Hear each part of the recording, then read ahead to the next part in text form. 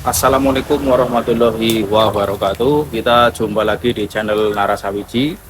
Pertama-tama saya ingin menyapa kalian semua yang menonton video ini. Semoga selalu dalam kondisi sehat walafiat semuanya ya. Selalu diberi kesehatan, keberkahan, keberuntungan dari Allah Subhanahu wa taala. Amin ya rabbal alamin.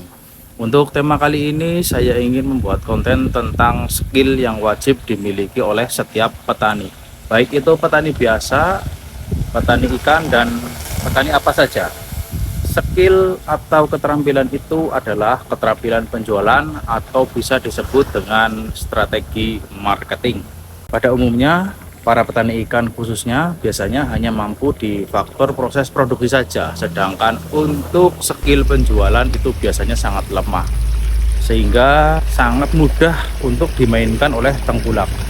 Jadi dalam proses budidaya ikan, saya bagi menjadi 3 aktivitas atau 3 kegiatan, yaitu input, proses, dan output. Input itu meliputi pemilihan bibit, pemilihan pakan, dan pemilihan atau pengisian air kolam. Dan yang kedua yaitu proses, meliputi proses perawatan ikan dari usia 0 hari sampai panen.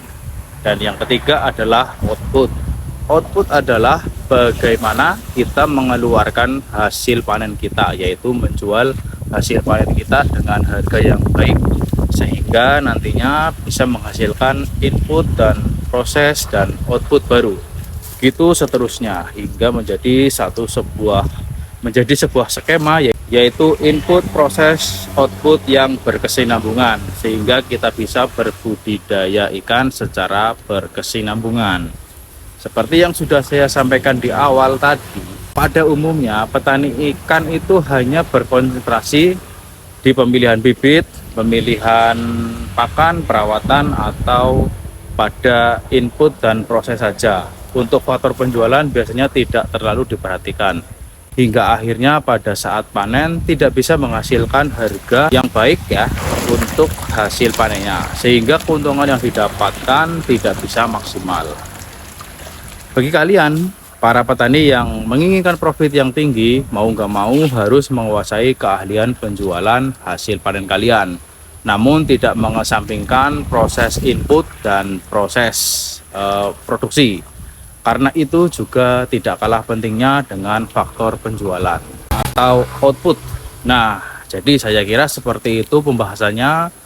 Jadi jangan hanya fokus menjadi petani saja, namun harus bisa menjadi penjual atau pedagang supaya kita dapat memaksimalkan hasil panen kita dan kita tidak mempunyai ketergantungan kepada tengkulak, dan kita sebagai petani tidak dipermainkan oleh tengkulak. Selain itu, dengan menguasai keahlian penjualan, petani juga bisa memaksimalkan profit sehingga dalam budidaya dapat berbudidaya dengan efektif dan efisien.